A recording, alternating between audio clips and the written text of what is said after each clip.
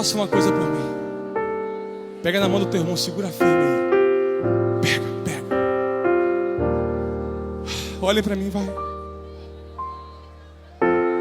Deixa eu compor um hino pra você. Não sei a forma que você chegou aqui.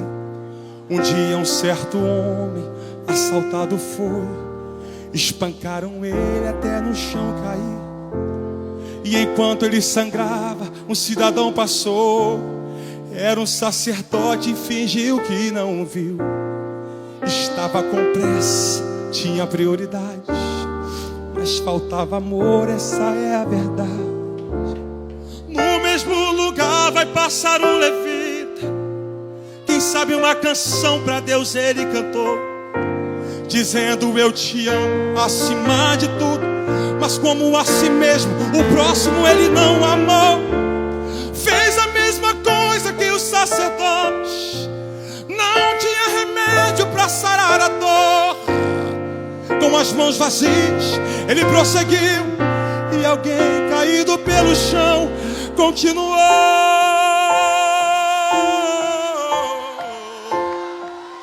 Agora faça uma coisa por mim. Pega na mão dele, pega na mão dele, em nome de Jesus. Quem trouxe azeite, quem trouxe vinho, pega na mão dele. Escuta!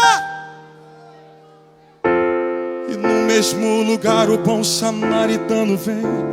Não sei o nome da sua religião, não sei como ele cantava, se muito bem orava.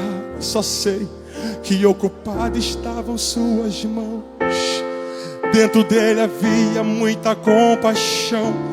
Quebrando o protocolo, se aproximou do homem ferido.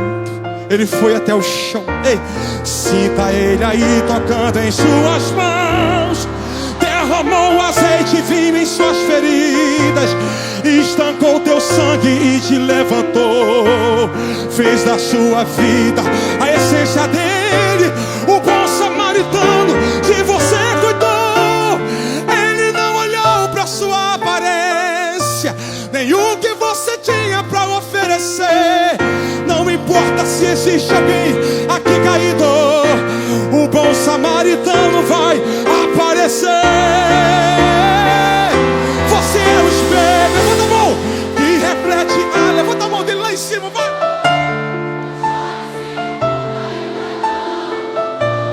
Já é o bastante Deus reconhecer. Você é precioso.